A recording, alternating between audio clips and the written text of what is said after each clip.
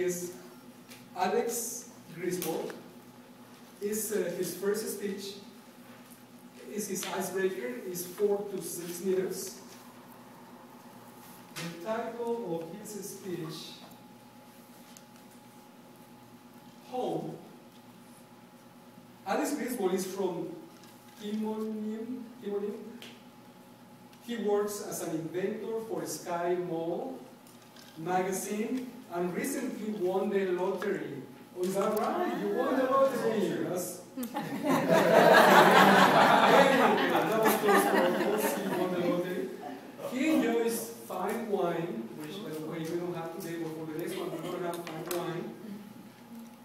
He and long walks on the beach. His speech is called Home.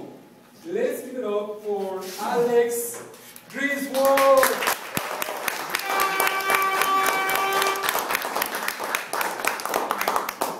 Madam Toastmaster, fellow Toastmasters, yes, thank you. My name is Alex. I'll be giving my first speech. So, growing up, I lived in one house my entire life. My family never moved, and to this day, my mother still lives there. It is, and probably will be for a long time, the most comfortable and familiar place that I've known.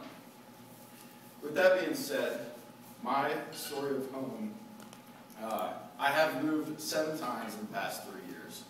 My story of home begins in the same place as most fresh college graduates, living with my parents. No, I was not unemployed. I did have a job. I like to say that I stayed there to keep my mother company. In reality, the free rent, groceries, and laundry were also pretty nice. Next, I lived in a house with 5 other guys in Baltimore, Maryland. All right. Picture this. Picture this, 5 dudes, 1 living room, 1 kitchen, 5 video game consoles, 2 televisions, 1 for video games, 1 for television stacked on top of each other.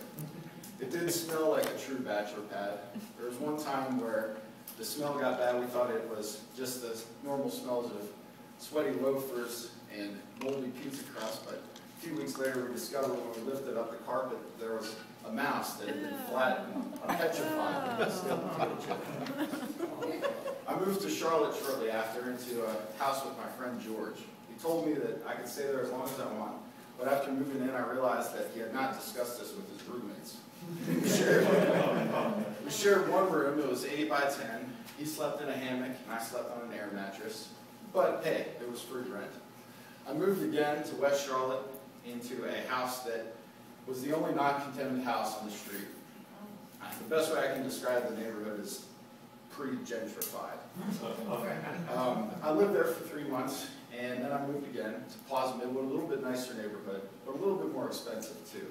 To cut down on rent, I told my friend that he could move into my room, and he moved his twin mattress into the corner of my room. In my defense, I was shamefully broke at the time.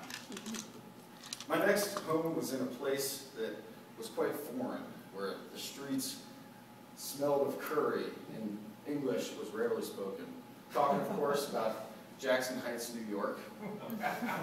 I told some of my colleagues about where I lived. I said, I got a great deal. I said, I got a balcony, I got a doorman, my rent was only 600% more than in Charlotte, cheap. It's in Jackson Heights, to which they usually responded, oh, Jackson Heights. One woman said, this is exactly what she said. She said, you stepped in shit. I said, I was horribly offended. I said, excuse me? She said, yeah, you stepped in shit. And then she walked away. I was horribly offended. I told my mother, my father, my friends, family. I even gave her a cold shoulder for a week. As it turned out, about a week later, I heard the term, you could get lucky and step in shit. To which I understood finally that in New York, stepping in shit is Irish for good luck. So,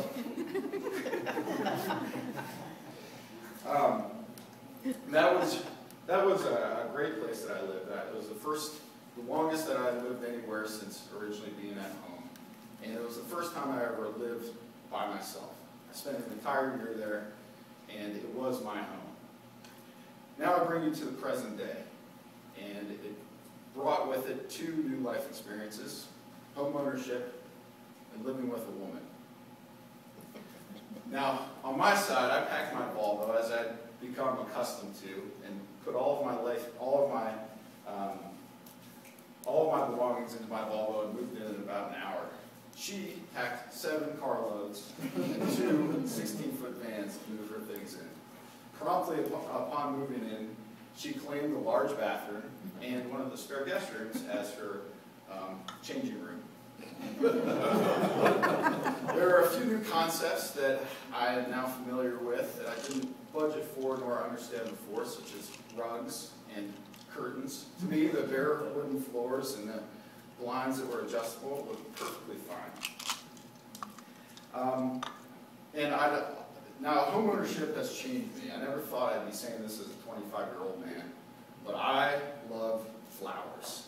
We have daffodils coming up in the back. In the front, we've got pink and white azaleas. And now that it's late summer, we have the rhododendrons blossoming.